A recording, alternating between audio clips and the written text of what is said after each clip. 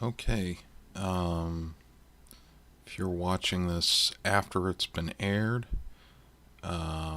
just waiting shortly to see if I get any viewers. But this is kind of like a experiment. Um, so you can see I've got nobody. Um, anyway, um, gonna look at some 30 years war stuff, and might talk about some other things. We'll see. Probably won't get many chatters, but that's okay. This might be helpful for people to go back and rewatch it. Yeah, no kind of schedule when I do these, just kind of testing out the format and seeing what works. Let's get some stuff set up here.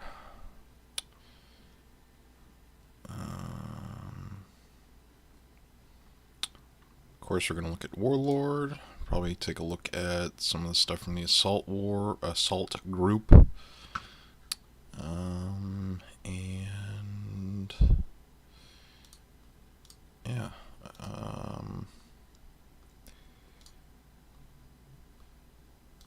All right.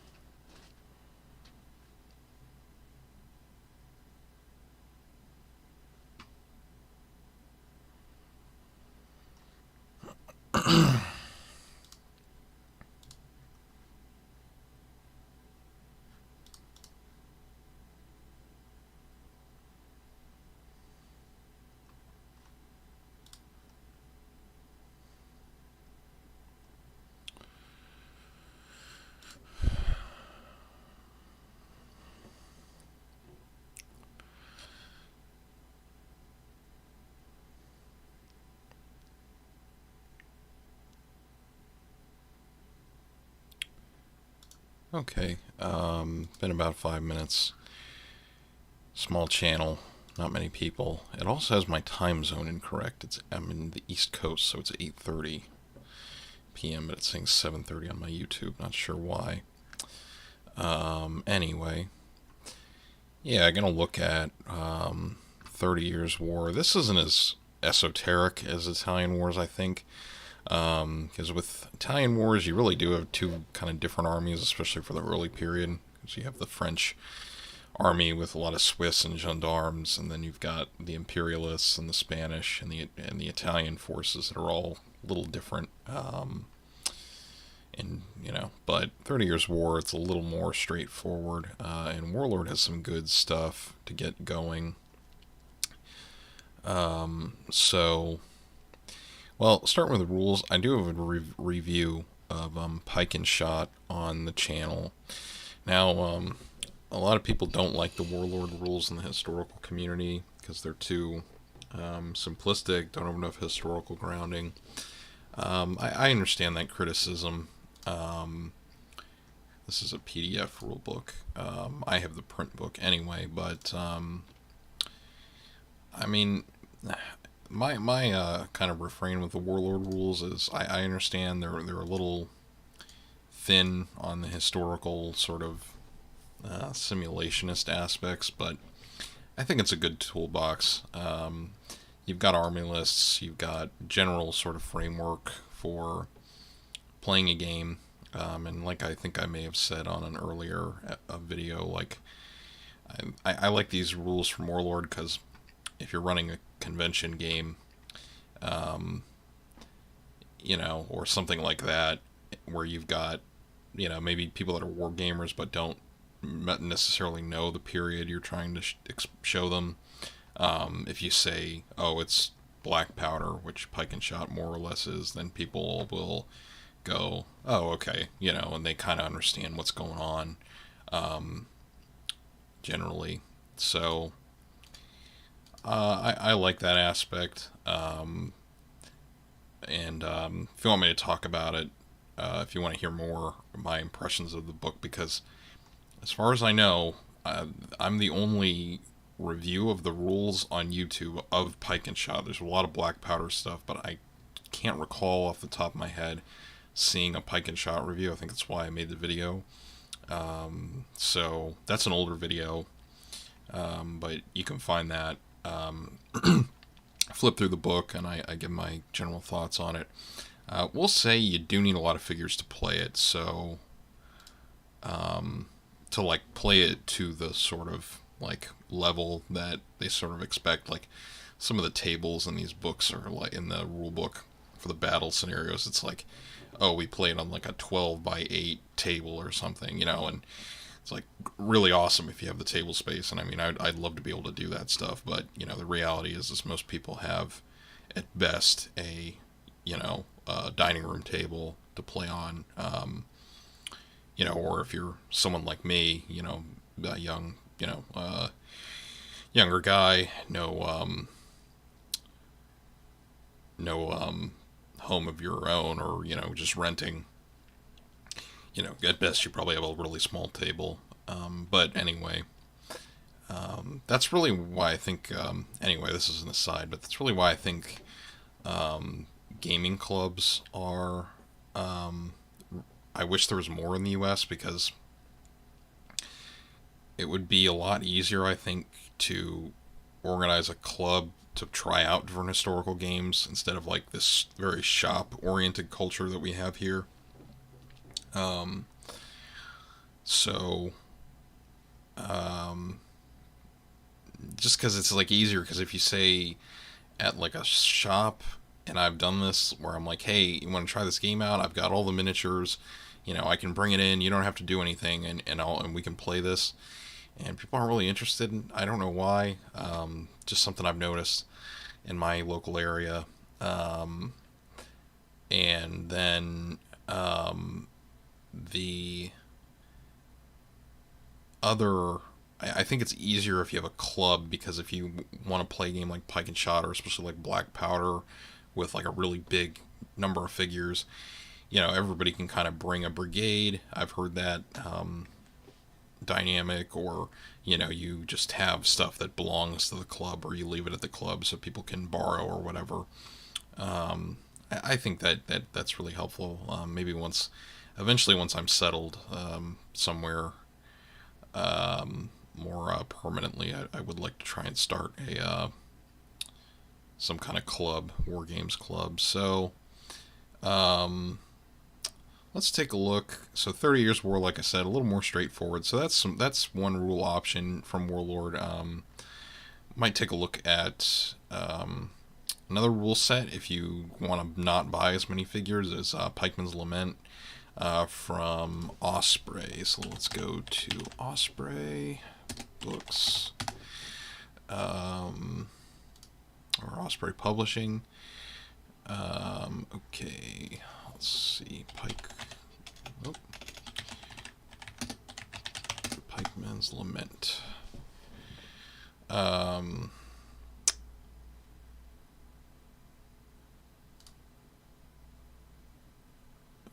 gaming resources. I'm just trying to find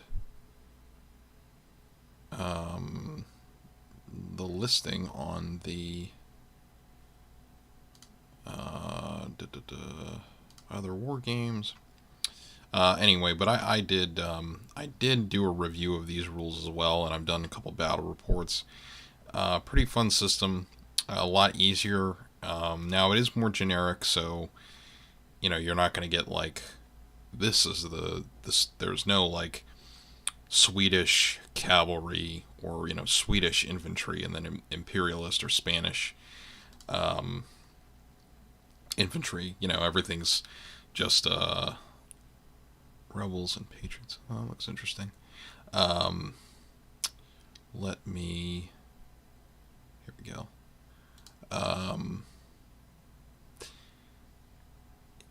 Yeah, so this is a lot better suited to 17th century. So, as based off the Lion Rampant rules, never played those, but they're pretty popular from what I understand. And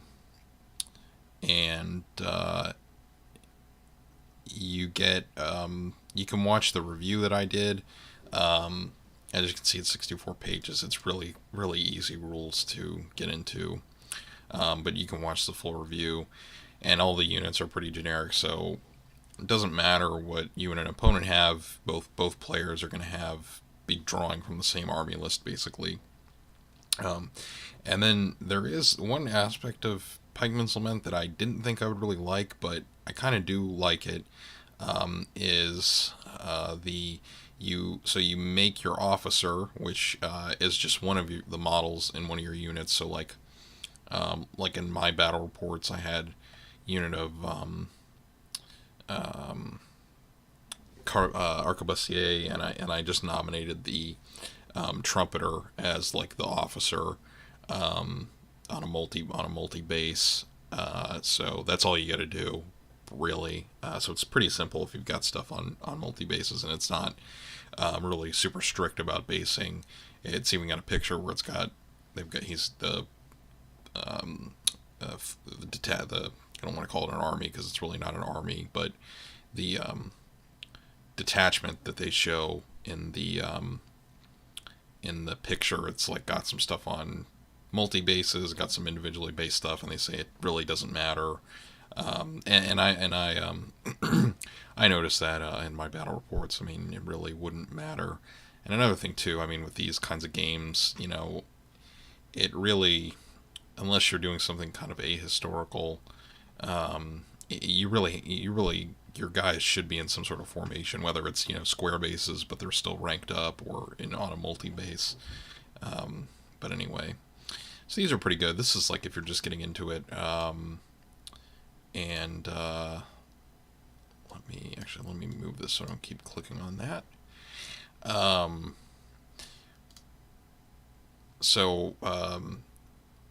Just as a matter of transitioning, like this would actually be a pretty big Pikeman's Lament army. So, if you wanted to play, it's like one battalion for pike and shot by Warlord, which is like equivalent to like a brigade in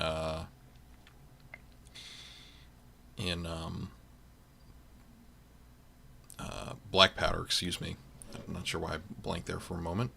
But this is like one battalion, so could be enough to play like a small game. I know Ranger Wargaming, who I encourage you guys to check out. He does really good stuff about ancients, and another YouTube guy whose name is escaping me. Anyway, apologize. I can't remember the guy's channel name, but Ranger Wargaming and this other guy put on a pike and shot battle report, and I think they used this, or they might have used I think they split. It's been a couple weeks since I watched it, or it might have been. Nope, we need to add that to cart. They I actually think they split this anyway. If Ranger or his friend want to see this and want to correct me, please do. I can't remember exactly what the forces were. I think they used this and they split this in half because this gets holy. Yes. Okay. Thank you, Peter Apostolaros. Let me just go on his channel real quick, so I'm not just holy.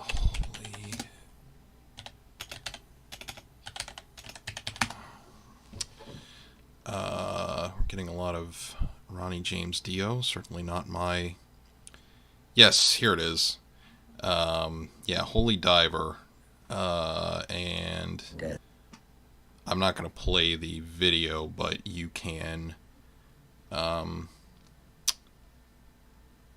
Let's see, where is it? It's been a little while. Kings of War. Let's see, Holy Diver.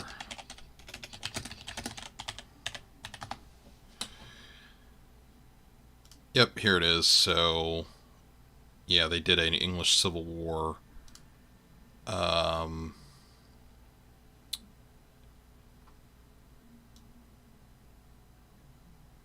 Yeah, so it looks like they used this, the King and Country. So, if you guys are interested in Pike and Shot, I encourage you guys to watch this because this is a pretty good battle report. Gets a good sense of the game. Yeah, so Holy Diver. So check his video out.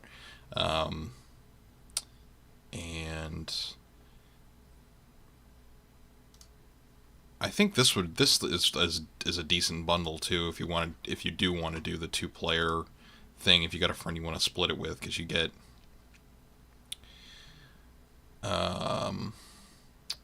58 pike and musket, 12 cavalry, so 2 starter forces. Okay, so I guess you have to split the cavalry regiment in 2. I'm not quite clear on that. It's not really well described. Anyway, but I'm kind of rambling here, but this is back to my main point though. This is like a smaller force for Pike and Shot, at least the way the rules are written, and it's pretty big for Pikeman's Lament. In fact, it might even be too big. But like if you got this and you just wanted to do Pikeman's Lament with somebody, this would be plenty of figures. Because really, you can play Pikeman's Lament with like, well, each shot is its own unit, which it is in Pike and Shot as well. But so like, you could really play Pikeman's Lament with like just one of these lines of infantry, so like 2 shot and a pikeman unit, and then you just pick one of the pikeman command models as your commander. So it's really that easy to do. And if you want to, and heck, I mean, if you really wanted to, let's see, do Pikeman's Lament and just get started, you could just get, no, I don't want to add to cart. You could just get like a one of these Warlord regiment boxes, and you'd be ready to play. You could just run this is your whole war band basically, and you're good to go.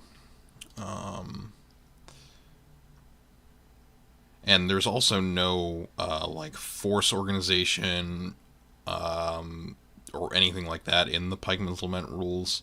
So you can play like all cavalry, you can play all infantry. There's no like, not really anything mandated other than, you know, the scenario you want to play out. So what else do they have on Warlord that would be good for getting into 30 Years War? And then if you do want to do Pike and Shot for the bigger battles, which again, people don't really like the rules, that's understandable, but you can play, you would probably really need sorry to keep clicking away from this and going back, but I would think you'd probably need like 2 of these to get like a really big battle, and you'd need one of those 12 by 8 tables. But the other thing you can do with this is you could have all of your foot in one battalion, and then you would need a second, and then you would need, and then you could group your cavalry into a second battalion. But that would be, again, like a smaller force.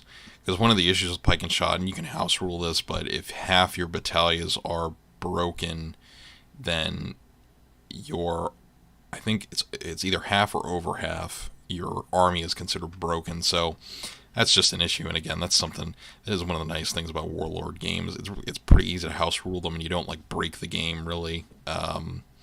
So what do we get in the Imperialist army? Because I personally root for the Imperialists in the 30 Years' War. I'm a dastardly Imperialist. So what do we get in this? So we get two infantry boxes, which again, these are like fantastic value because you get essentially 3 units. You get some cuirassier, which are awesome, harquebusier, and a Saker gun. That's a pretty good deal, and that gives you a little bit of everything. So you get your heavy cavalry, your infantry, and you get your lighter cavalry, or skirmishers. Now the one thing I will say about pike and shot, and I've said this on the review, that I really don't like, is it's hard to do the tercio formation in a meaningful way. It's not really like part of the unit. And one issue that my brother and I ran into when we were playing, we did a house rule where we treated the tercio, the pike and the shot in one of these regiments. I can click back. So we treated one of these, the whole regiment, as a single unit that had to move together. Now normally, in the rules as written, you have to do like the wing of shot here and the wing of shot here is its own unit, and then you just move them together. I don't really like that for tercios because it doesn't really capture the whole point of it, really. So we house ruled it, or I house ruled it, and said that the shot will be the horns on the wings or on the corners of the formation. Let me see if I can find a picture so I can illustrate this tercio formation. Let's see if we can. Here we go. Let's see this picture. See, okay. We'll pull up a couple here. So as you can see, this is a historical one, and it's huge. I mean, if you wanted to do this in miniatures, this would be like thousands of miniatures. So, obviously, when you're playing with 28mm figures, it's not always a literal 1-for-1. At least that's how I look at it. But so as you can see, I mean, it's really designed to be one whole unit. And they move up as one, and they were really tanky and really tough. They could shrug off a lot of casualties. People I think people unfortunately forget that Spain was really like a military superpower throughout the Renaissance and early modern period. And then this is a little smaller, but this is what we tried to simulate in our game. So 4 horns of shot, and it kind of worked. It was a little, and then here's another sort of diagram, but it was a little too tanky,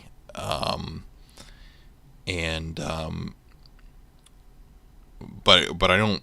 But that was just our house rule. But in the pike and shot rules, my point is it doesn't simulate it doesn't really simulate this very well. So what they suggest in the rule book is you have your whole battalion is formed up into a pike into a tercio formation, which, you know, again, you need like a lot of table space. So like what they show is, let me see if I can find a good picture that would.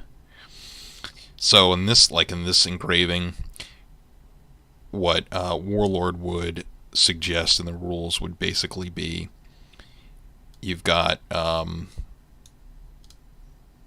can't really point, but like, okay, that you have like one pike block here, or like, okay, 2 pike blocks here, and then 2, and then your shot in this row will say, and they would say, okay, well, that's just your battalion. Then you move it up in like a tercio formation, but that didn't really like that, so that's why we house ruled it. But like I said, it was a little too tanky when we house ruled it. Got another picture. Might want to modify it or something if we do that again. But yeah, it's just not really well suited to doing that sort of thing. And then for the 30 Years' War, they recommend you just have deploy your troops into this formation, which is called the Dutch Brigade, after Prince Maurice of Nassau. Which they did do that, but you also have generals like Zerklaus, or as he's known, Tilly, Count of Tilly, who still maintained the tercio, and then I think the other Spanish generals did that as well into the 30 Years' War. So anyway, that was kind of a long-winded way of saying, you know, the rules for pike and shot always can be a little good general rules, but you know, if you're trying to do something specific, they can get a little thin. Okay, just gonna check how long we've been going here real quick and see if we've got. Okay, we got a few viewers. Hello. Going for 28 minutes. Okay. We'll probably try and wrap this up around an hour. So, what do we get in the Swedish deal? 2 Swedish infantry, 1 Swedish cavalry, dragoons. Oh, I didn't know this. So the dragoons box comes with 12 mounted and 12 dismounted, so you can have both. Might have to get some of those at some point. Swedish leather gun commander, and you get Gustavus Adolphus. This is a nice little deal for 160. And then in the Imperialist box, I skipped over him, but he doesn't deserve to be skipped. You get Commander Wallenstein. So it's a nice looking model. I might want to pick that up at some point. Cuirassiers and pike and shot are also really, really tough. They've got like a 3+ save, so that's another thing about the pike and shot rules people might not like. You know, you've got basically an armor save in there, but it's a morale save. You know, it's meant to be quick and easy to play. That's the point with those Warlord games. That's why I, can't fault the rules too much. And I may have mentioned this in the... No, don't want to add that to the cart. We just want to look. Yeah, I mentioned this in the Italian Wars stream discussion, but this is a great deal. This ordnance battery, can't recommend it enough. It is a little pricey, but like I said in the other video, you get all of these resin scenic bases and the guns, and you get in the crew. So I like that a lot, and excuse me, and it's easy to repurpose or use these gabions for cover for other stuff. If you play fantasy miniatures, or even like World War II, if you just need some cover your home gaming table. Works pretty well. And now the only issue is, and I bought mine from a it was like kind of gently used, I think, or it was at least an open box. The resin bases do warp a little bit, but you can fix that with hot water, and that can happen to any sort of resin figures. So here's some artillery, and let's go back.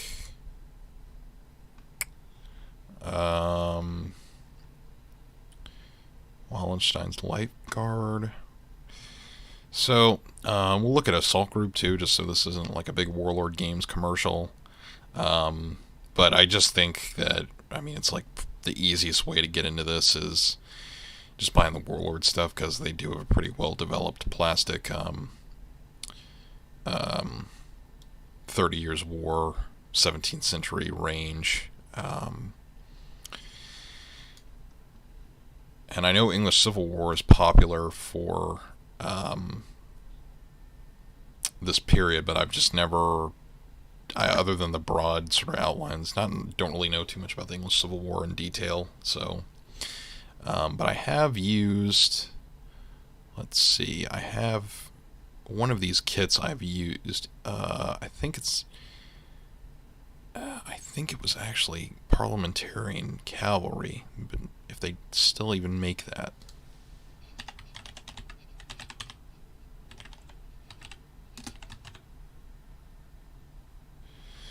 Okay, it was just this. For some reason, For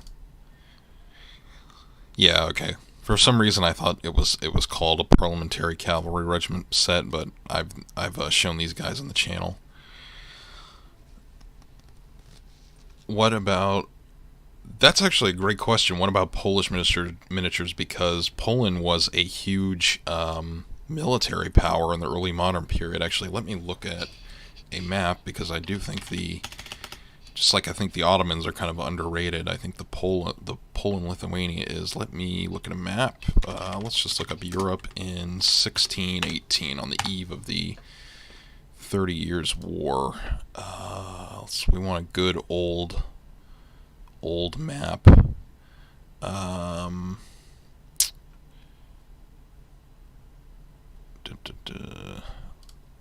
This is still a nice map. Let's see, will it load? Yeah, so, obviously you got the Ottoman Empire in 1618, which is pretty substantial. But, you've got the Polish-Lithuanian Commonwealth that has a huge amount of territory. This is like most of... this is obviously parts of it are Russia today, Ukraine, all that, but major military power that rivaled, France or Spain at the time, definitely. So, so Warlord does have some Polish, let's see, I just saw them, let's go back. I don't know if the Poles actually intervened in the 30 Years War. I don't think they did. I feel like I would have remembered that, but I could be wrong. So they've got the winged hussars, but they don't have much in the way of infantry. But if we go to Assault Group, they have really excellent Polish miniatures, because I mentioned the Italian Wars, or the earlier stream where we were looking at 16th century stuff. I mentioned the Polish range they have to do Transylvanians or Eastern, like levies for the Habsburgs. Let's see, where are they? Renaissance characters, Hungarians, starter armies, Ottoman. There they are. It's in alphabetical order. Yeah, so they have a really robust Polish line at Assault Group. You've got all different kinds of hijukes. So these are classified as Poles for doing Polish-Lithuanian Commonwealth, but I'm just going to close out of that real quick. But you could use these as kind of any sort of Eastern soldiers, because let me look up.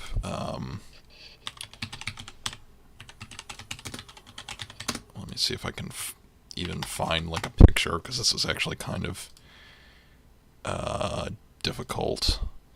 So like a Hungarian, yeah, here we go. So I mean, this was sort of a standard dress for like an Eastern European. So this is 1598, like soldier. But obviously, these are Transylvanian Hungarians, Transylvanians. But you can definitely use Poland, Transylvania, any of that like region. This is what a lot of the soldiers tended to dress like, and they have quite a lot. You've got the Pacherny Cossacks, more Polish Cossacks, and you've got the Hussars. You've got these guys, the Krakow militia. I'm not sure what these are. Period. These are from. I've seen them. I just don't really know. That's like a whole other topic of military history in this period. I really want to learn more, but it's just hard to get the information. So, got the Hajduk Command, and they should have a regiment builder for Poland. No, that's not what we want. Starter armies.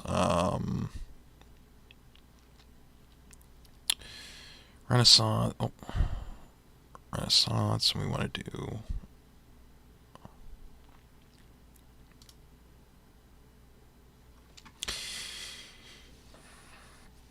Unit builder. Let's see. So they've got a few options for that. I can close out of some of these tabs just so it doesn't get too cluttered. So you've got these Krakow guys. These guys look later, probably like end of the 17th century, but I'm not. That's just my guess. And they should have. Here we go. Yeah, the regular Hajduk.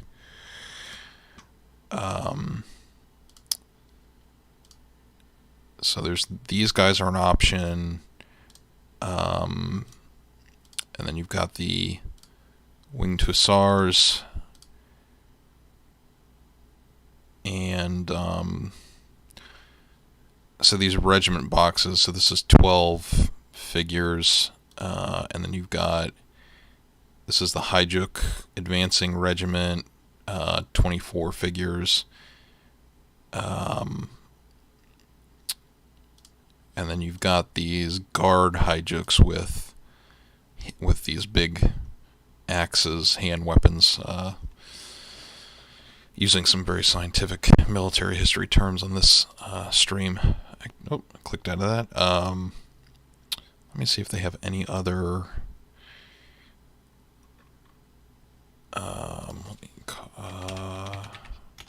And then I think for doing Poland, Lithuania, you could probably work in Cossacks as well. So, yeah,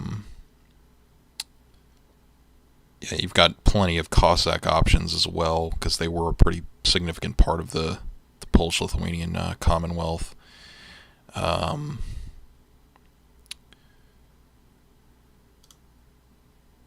These guys look kind of cool.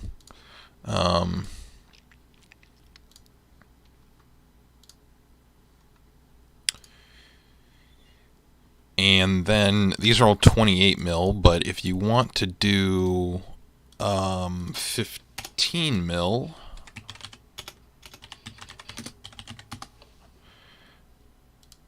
there is a I've never bought any figures from them, but they've got this is the U.S.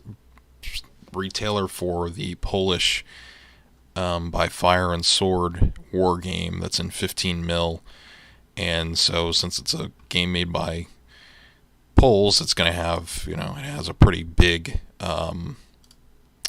selection of Polish units. So their banners look really nice. I might want to get these if they see how they work for 28 mil. But Yeah, winged hussars, but Pancerni, if that's how you say that. Polish Cossacks, Polish Lithuanian Commonwealth Command. They do have, yeah, here we go. So, and the rules for this game, there's like a few different like levels of play. So this is like the skirmish set. So, that's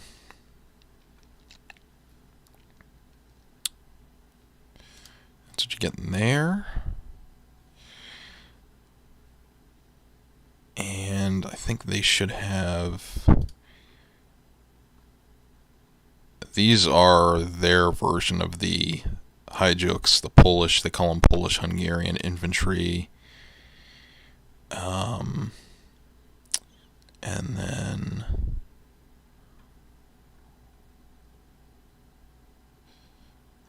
yeah, so I think that's supposed to be the infantry. Let's take a look at this set. What are you getting here? So it looks like with their like collection sets, you have it's more horse. They really do a lot of the horses, which is interesting.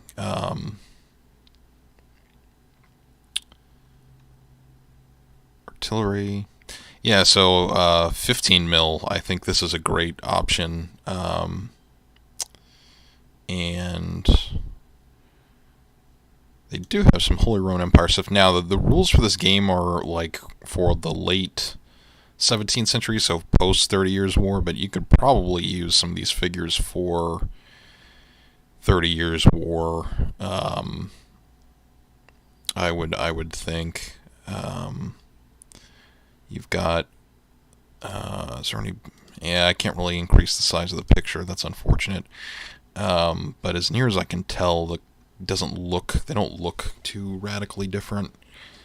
And because you've also got where's Sweden? Yeah, because you've got Sweden in here as well. So if you wanted to do 15 mil, 30 Years' War, I think this would be a good option as well.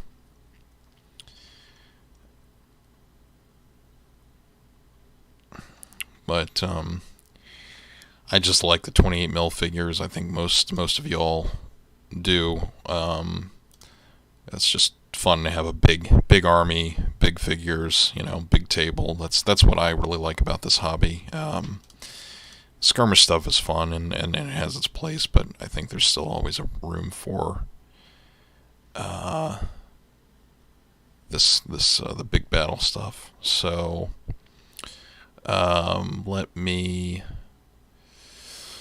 let's go take a look at the Germans, what they have for 30 Years' War at Assault Group, and it looks like pretty much a similar kind of stuff that Warlord has, but these are all just white metal figures. They've got some named people. I probably should know some of these names, but I don't. Don Balthazar de Maradas, and then Gottfried Heinrich Graf. Oh, Pappenheim, yeah, of course. Pretty famous commander. Got one thing I like about the Assault Group that's a little bit better than Warlord is because they're more of a boutique, smaller outfit, they can do some of these like variations. Like they've got the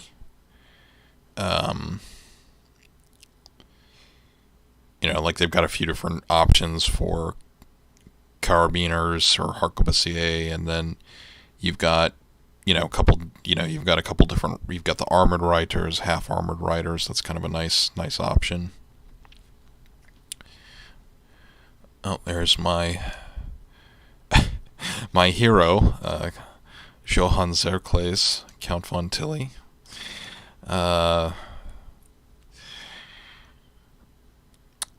And 2 staff members. Might want to get him. I might get him at some point as a generic commander for my Imperialists. I kind of like the idea of having Tilly. And then they've also got Wallenstein. That's neat. Bunch of different musketeers. Now I was looking at this before the stream kind of kicked off. They've got a Protestant command and a Catholic command. I'm really not sure what the difference is supposed to be, unless somebody can explain it to me that knows in the comments or in the chat. Only that the Catholic command has this kind of helmet, and the Protestant command has like hats and a slightly different helmet. Maybe they just did it to differentiate the two. Not sure.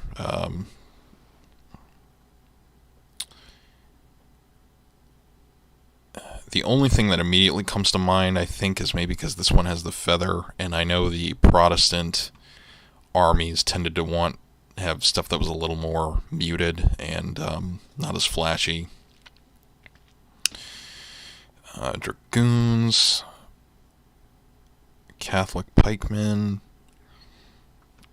And then do they have, let's see, Swedish. Yep, and they've got a full Swedish range as well.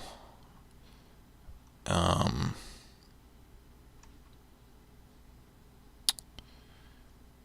then Imperial Habsburg.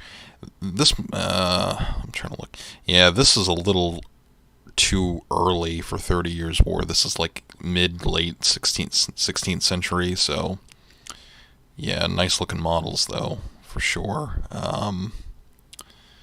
And who else would be in the 30 Years' War? Let's take a look at the Hungarians. Yeah, you could use, I think you could probably use the Hussars in here, work them in as like some Croatian cavalry for the Imperialists. What else?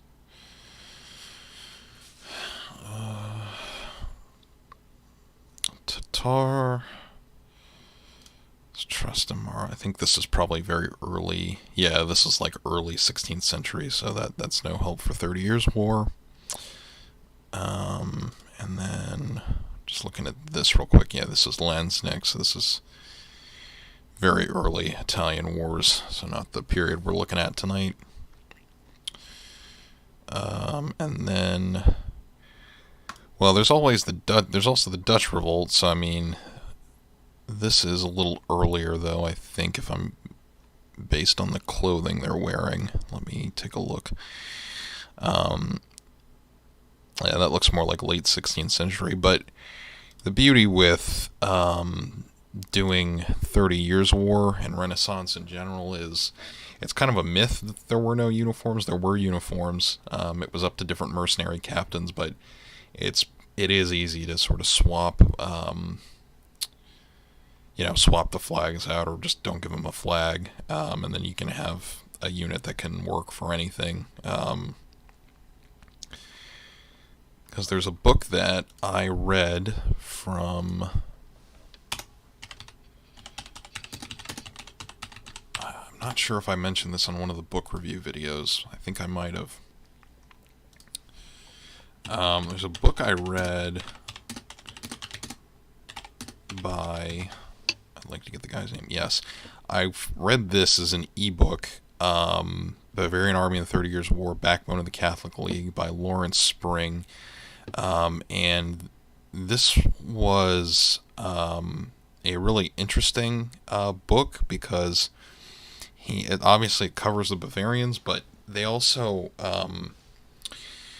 it also discusses some of the misconceptions about the period in general. I really like that. Hardback's out of print.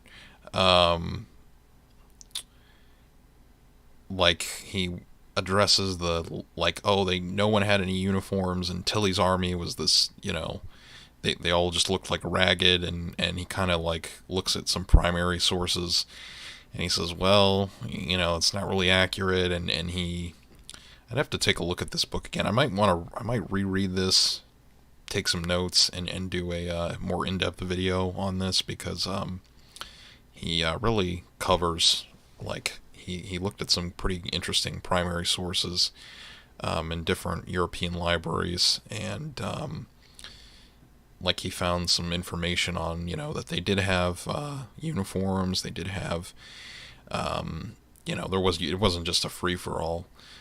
Even though it was, mostly military contractors or mercenaries in this period. So, interesting book. We've mostly been talking about imperialists and Swedes because that's just kind of the simplest thing. But, if we zoom in, you've got all of these German electors, elector states. Got the Habsburgs, all the fighting that happened. You've got the Swedes, you've got, and then France eventually enters the war. So under Cardinal Richelieu, who anyway, that's a different video. Not a fan, just to say. So you've got the imperialists, led by the Habsburgs, the Spanish, Bavarians, and then the Catholic League. And then you've got all of these options at various periods in the war for different forces. Okay, so France enters kind of in the mid-late period. I didn't know that.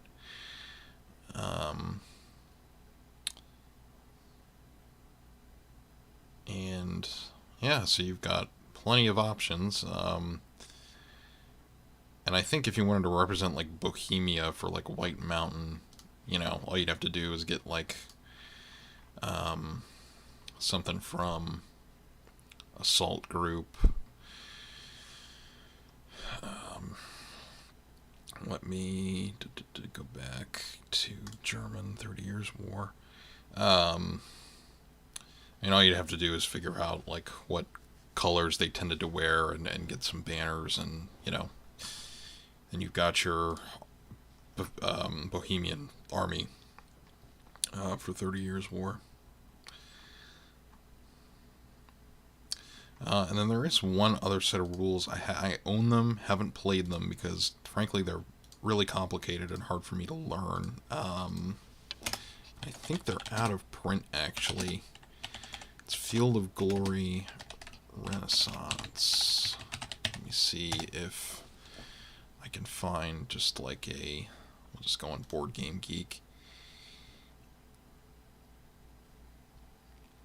So these are really like a lot more complex rules. Now the thing that I didn't really like about it is it has some pretty specific basing requirements, even in 28 mil, and it says you can work around it, but based on how the casualties are tallied up, it's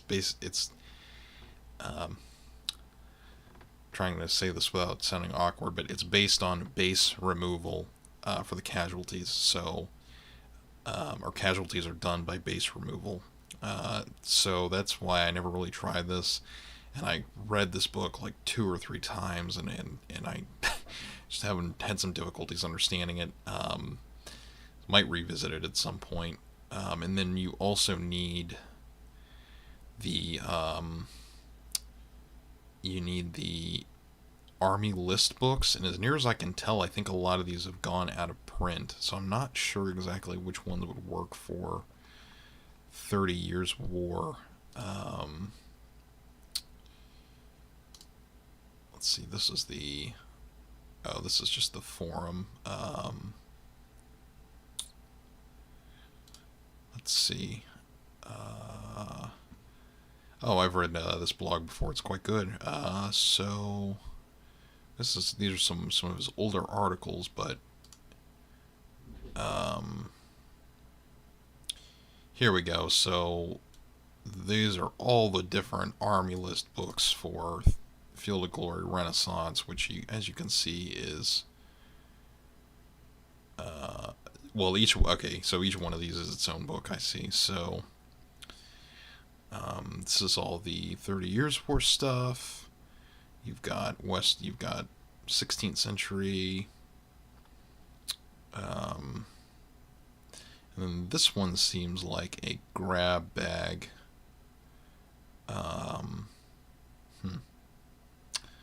Okay. There's not as many as I thought.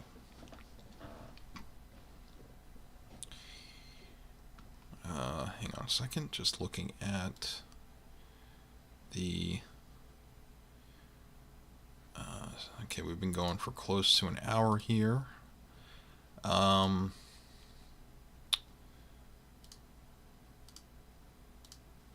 So, I think I'm going to save this map, actually. This is a really nice map.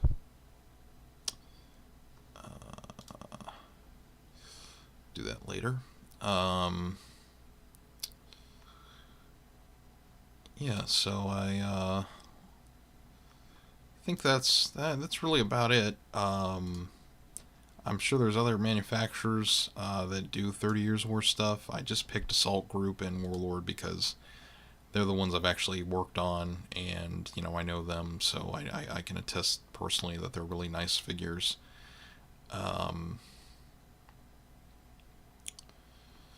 So I hope this was helpful. Not sure what the next topic will be. We did Ottomans and Habsburgs in the previous one and kind of touched on Italian War stuff. And we did 30 Years War in this one, so yeah, I think well, I'll probably come up with something on the next stream. And if you're watching this later, you know, just trying this format out as something different. And as I'm clicking through here, kind of absent-mindedly, we've got some other different regiments. Huh. Well, I got some Lancers, Wallenstein's Life Guard.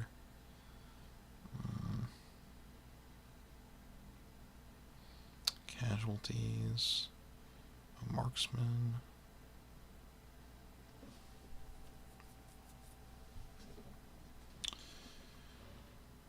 Baggage wagon. Cardinal Richelieu. Oh, they do make a Tilly. Anyway, since we're almost at an hour, I'm gonna wrap it up here. Again, not sure what the topic of the next stream will be. If you guys have any suggestions or you know, anything like that, put it in the comments on one of the videos, and yeah, I hope you enjoyed this, whether you are one of the few people that tuned in right now, or you know, if you're watching it later and have watched to the end. So yeah, I'm gonna end it here. Hope you liked it again for the third or fourth time, and I will talk to you next time.